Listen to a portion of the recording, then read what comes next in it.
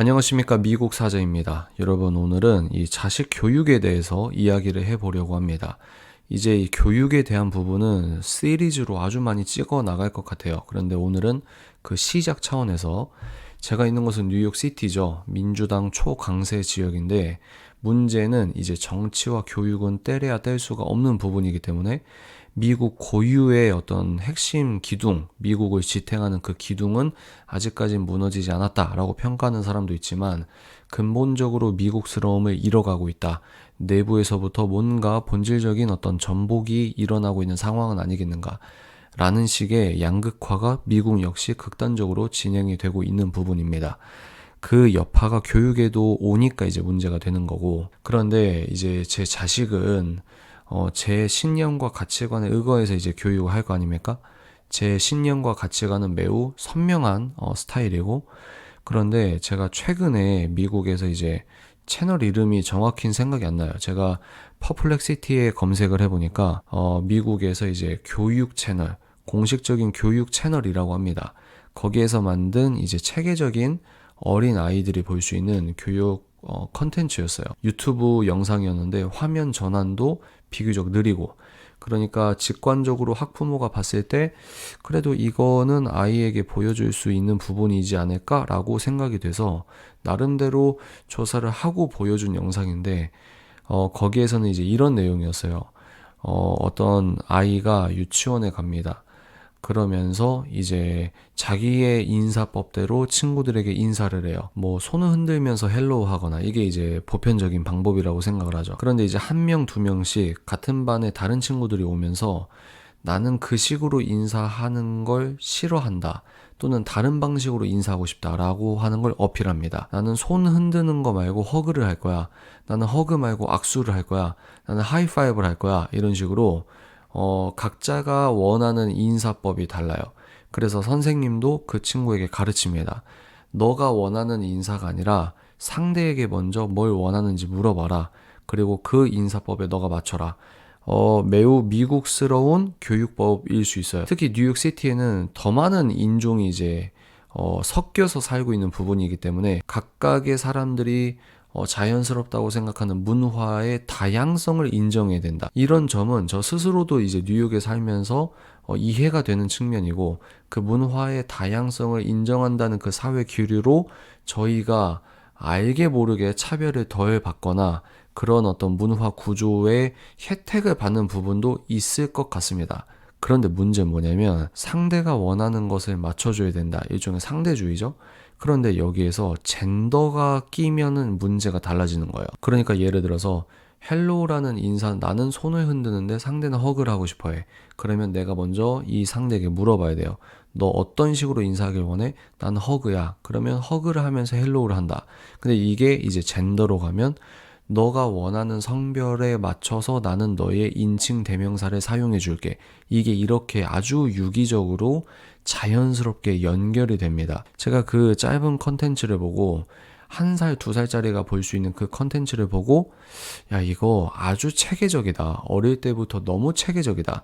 문화적 다양성을 존중해야 된다. 이거를 부정하는 사람이 어디 있겠습니까? 그런데 이제 이 설계, 모든 것이 어떤 입체적으로 설계된 이 무서운 공교육의 흐름이라고 할까요? 이 흐름에서 스푼 하나만 더 얹히면은 너무 자연스럽게 성별에 대해서도 문화적 다양성과 상호 존중을 해줘야 된다 하며 생물학적으로, 의과학적으로 다른 이야기도 내가 받아줘야 되는, 상대가 원하는 인칭 대명사를 불러줘야 되는, 지금 미국에서도 그것 때문에 이제 의학계에서도 민사소송에서 패소하고 아주 심각한 사회 문제로 벌어지고 있는 것을 우리가 알 수 있습니다. 근데 뉴욕시티가 이런 어떤 문화 흐름의 선봉적인 역할을 하는 곳이잖아요.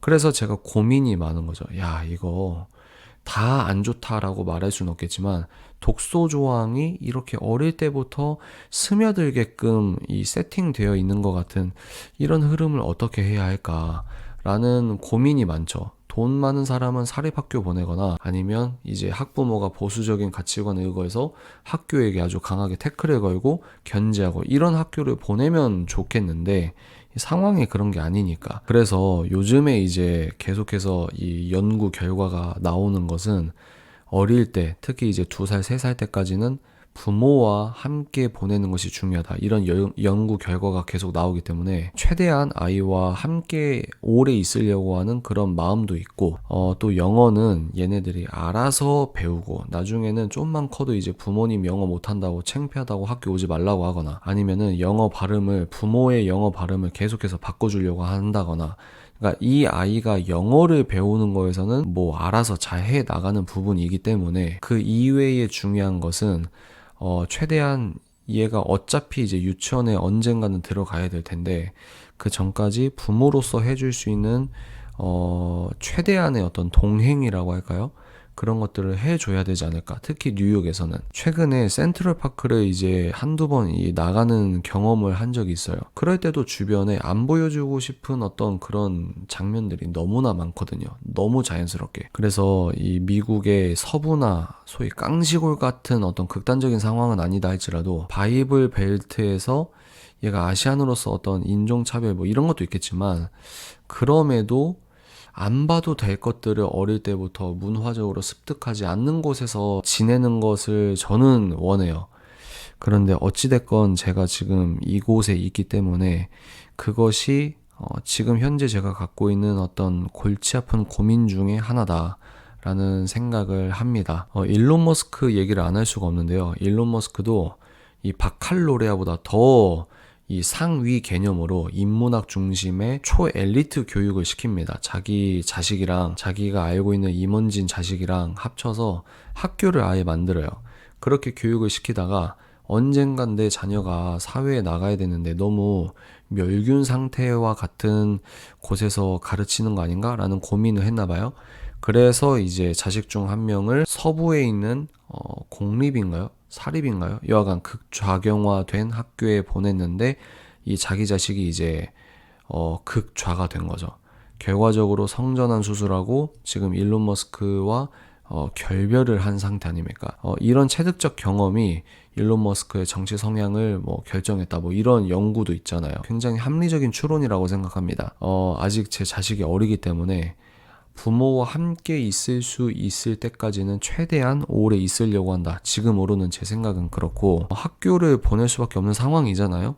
그런 경우에도 홈스쿨링에 준하는 자식과 어떤 멘토링 프로그램을 좀 체계적으로 진지하게 해 나가야겠다라는 생각을 합니다. 그래서 뉴욕에 있는데 애들 조기 영어다, 미국에서 애들 키우는데 부럽다, 이거는 제가 봤을 때 정말 수박의 겉표면만 아는 그런 어떤 부분이 아닐까. 물론 뭐 좋은 부분이 왜 없겠습니까만, 실상 들여다보면 꼭 그런 건 아니다. 특히 뉴욕 시티에 한정해서 저 같은 어떤 신념을 갖고 있는 사람은 꼭 그런 게 아니다라는 수준을 넘어서 절대적으로 아닌 부분이 있다.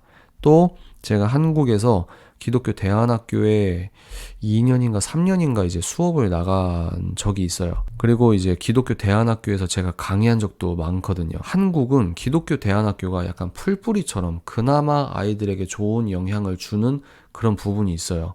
그러니까 지금 현 정권에서 기독교 대안학교에 대해서 극우다, 뭐 아이들에게 아동학대다, 뭐 말도 안 되는 얘기를 하면서 이제 제도적으로 이제 없애려고 하는 그런 부분이 있어요. 이런 거를 상정하면 대한민국도 안전하진 않는데, 이런 제도적인 어떤 공격 아닌 공격, 프레이밍을 만약에 막는다고 하면 한국의 기독교 대안학교가 오히려 미국보다 더 나은 부분이 있을 수도 있습니다. 무조건 미국이 더 좋다, 이것도 약간 그렇잖아요. 그래서 공교육에 있어서 미국이나 한국이나 특정 정치적으로 편향된 어떤 교육이란 이름에 제 입장에선 선동과 세뇌가 섞여 있는 부분이 있는데, 이 뉴욕시티라고 하는 정말 이 극단적인 강성 민주당 지지층이 이제 거의 점거한 것처럼 보이는 이 도시에서 아이를 키우는 것에 있어서 결코 녹록지 않은 어떤 현실을 마주하고 있다. 그래서 어떤 부분에서는 한국이 더 좋은 부분인데, 한국의 좋은 기독교 대안학교에서 내 자식이 자랐으면 좋았을 텐데 라는 아쉬움이 있는 이 역설과 아이러니를 여러분들도 한번 깊이 생각해 보셨으면 좋겠습니다. 다음 영상에서 찾아뵙겠습니다.